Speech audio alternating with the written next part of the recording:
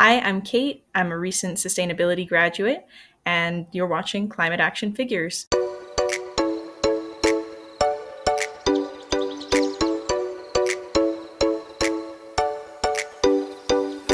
Hello and welcome to this week's edition of Climate Action Figures. My name, as always, is John Whidden, and this week on the show, you get to meet Kate.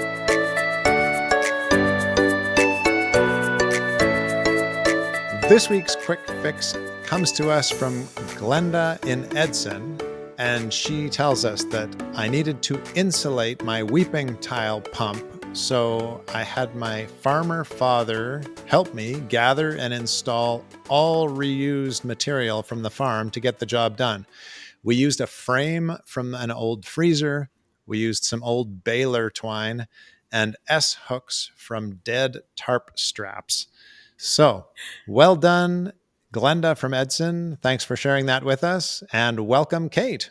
Hi, thanks for having me. Yeah, that story sounds like a lot of work, but it sounds really neat. Yeah, I I'd I like to. love the I want to idea. picture that. What does that look like?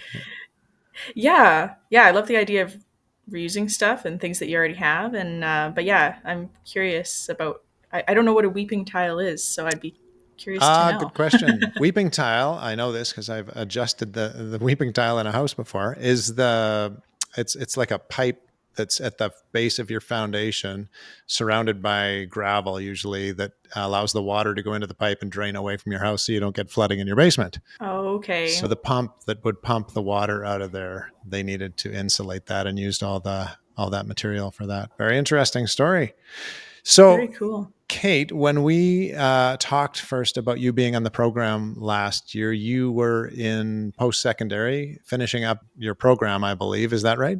Yes, that's right. So, yeah, to give you a little idea of what it was, the program is called Sustainable Innovation, and it's at Medicine Hat College. We were the first cohort of graduates just this past summer. So, yeah, it's pretty exciting to be part of a brand new program. And basically, it was super multidisciplinary.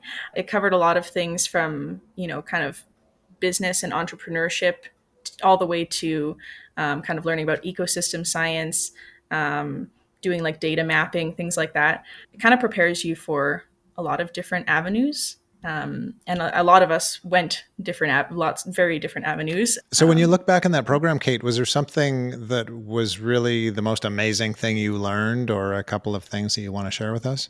I think my biggest accomplishment from the program. So we had a capstone project that we had to do at the end, and I think that I really learned a lot from that. It was basically a kind of master level like research paper that we had to do. And it was all kind of self guided. So it was something that we were passionate about that we wanted to research.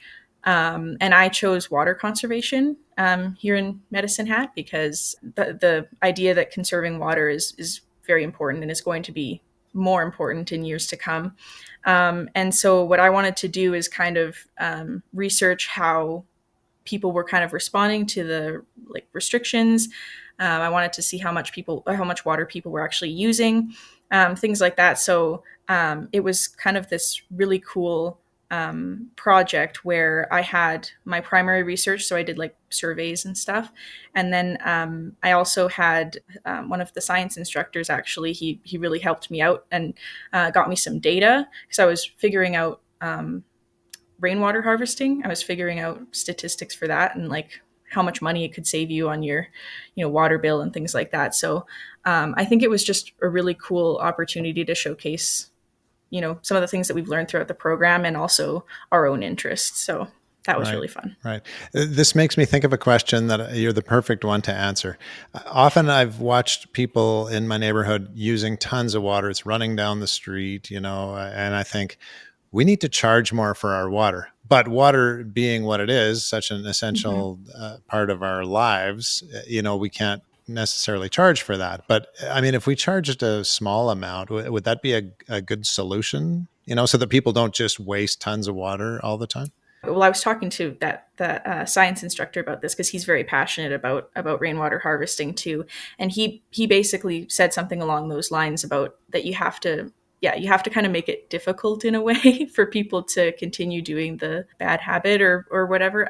It's kind of circumstances kind of have to push people. Like we're all, we all do kind of what's easy, or so sometimes the thing that's healthy for the environment, or it isn't the easiest thing. And so that's kind of what he said. There's going to have to be like kind of a major change, or something like to make people kind of respond to that in a healthy way. And of course, you try not to like punish people too much for things, but at the same time, yeah, it's like if you need a widespread change, then something does need to take place for sure. Well, even if we charge for water, I think the amount of water we drink is going to cost nothing, but the amount of water you Mm-hmm. use to power wash your entire property might Yeah, start to add up, right?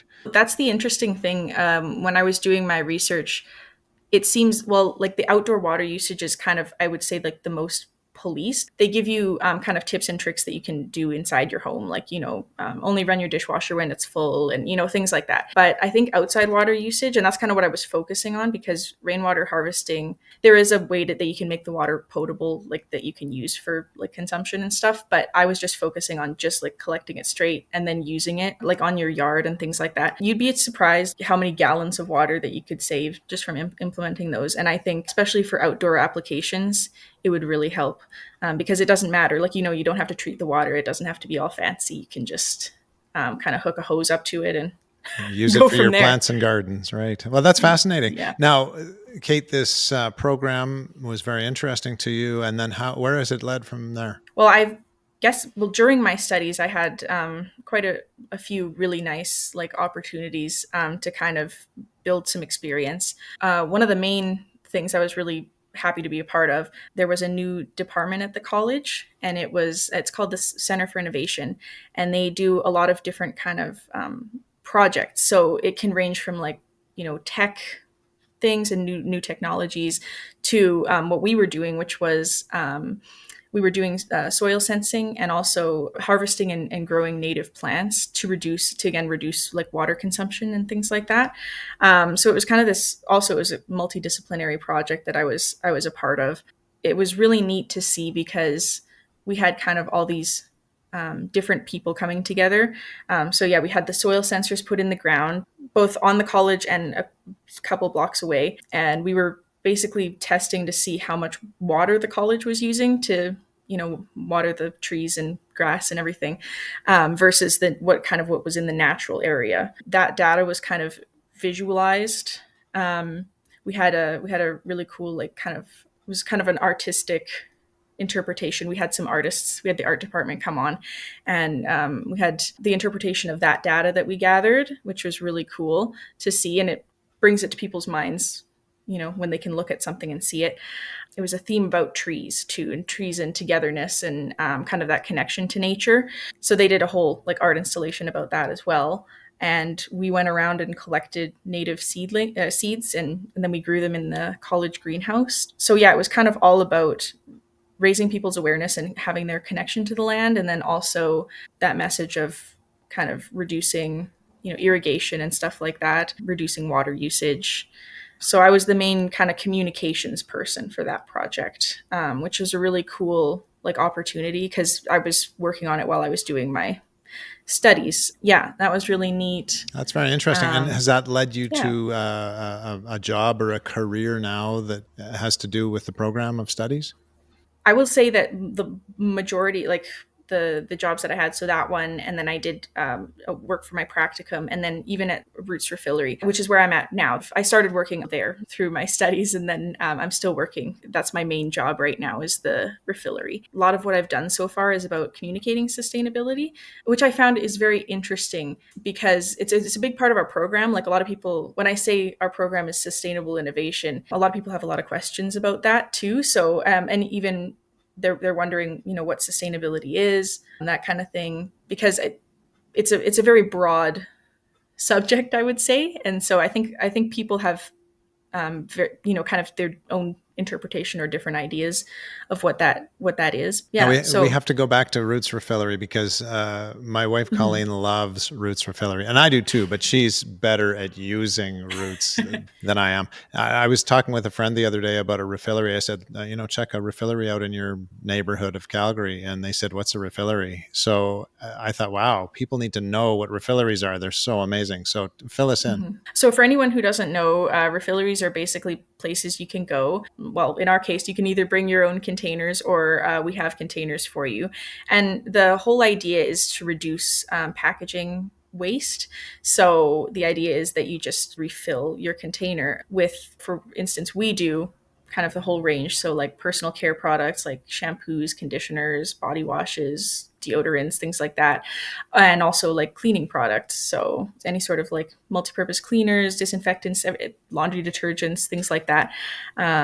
We can refill it all at where we are. When we look at our garbage, it's amazing how many of those bottles and containers we're constantly throwing away, right? I'm always surprised because, when people donate things, the packaging is just so nice on a lot of things. Like it's, there's a lot of thought put into a lot of the packaging. Like it's heavy duty, it feels, nice, it's glass, or it's very interesting to think that some people maybe would just kind of be like, yeah, I don't need it, or, or throw it out, or, and it's about changing your mindset in regards to that. Cause it's like, well, why couldn't I reuse it? This podcast is a not for profit, but if we needed a sponsor, boy, Roots Refillery or any refillery would be the best sponsor for this program, I'm sure. We were talking earlier, you said we could share here how many containers you saved. Is that right? Yes, so my boss keeps track of she kind of tallies up all of the containers that we've refilled over the course of a year. And then yeah, she kind of keeps a little chalkboard note up by the till there so you can actually see how many. I think we're at, what was it, 34,000 or something like that. So that's every time since the beginning of the year. That's every time someone refills a container, that's Amazing. yeah, so That's it's pretty yeah, amazing. great place to work, I suppose, because you can work at a place you really believe in what is going on there, right? Yes. Now, we should get on to your climate action, Kate. Do you have something chosen for climate action for us today? Yes. So I guess it ties right in to what we were just talking about with the containers, because that is what I chose to do as my climate action, because I think that it's something that I'm doing it regularly since I'm at work, but it's also something that I've kind of really started to like enjoy. I don't know, it's very satisfying to me. I spend a lot of time in the back room and I peel all the labels off and I wash everything out. It's very therapeutic. I have a whole system. I have, yeah, it's just very satisfying to take, like, cause you just get, bags of stuff that people bring in, and it's very satisfying. Sometimes they're covered in sticky stuff or, things like that. And it's just really satisfying to like scrape it all off and clean it. And then you're like, look, you can use it again. Yeah. Perfect therapy So at work. What more could you ask for? yeah. Yeah, exactly. And Yes. before we let you go today, could you tell us what gives you hope these days? With my work and like communicating sustainability so far, what I've noticed is there's a lot of people like trying. I think that that's the big thing. And I think in their own way, they're finding their own reasons to practice sustainability. What I love is the concept of this podcast is really cool because it's just like the little things that we are all doing. For example, to tie into the refillery again, a lot of people they have other reasons to shop at Roots as well. Like, they like the convenience or they like the quality products that we have, but then also, of course, that they're helping the environment along the way because they're bringing in their containers and they're able to just quickly fill things up and not have to worry about it. Reducing clutter in their own homes and stuff as well too. Yeah, if we can each find our kind of own reason for sustainability, like it doesn't necessarily have to be just environmentally based, but maybe to save money or just other benefits like that as well. I think it's really cool, and it's really cool to get in a conversation with people about it because once they start to realize the other benefits and stuff, then it's like, hey, you know what? Maybe I can do this and make a difference as well. I just realized when Yeah. Colleen goes to get her stuff from Roots, she is happy. So you must have a lot of happy customers because they know they're Yes. doing a good thing by going through the door and getting their products where they don't have to have containers thrown out all the time. That's our biggest thing. I mean, we are really we always say that we're really blessed to have really great customers that just they get excited. When they come in, it feels very familiar. We get to know people on a personal level, and yeah, and a lot of our new customers come in because of word of mouth, because their friend or their family member told them about us. It's really cool, and we're always growing. Shout out to refilleries everywhere for doing the good thing. So thanks for sharing that. And thanks so much for joining us today, Kate. Well, thanks so much for having me. I was really happy to be a part of this. And thank you, dear listener, for joining us.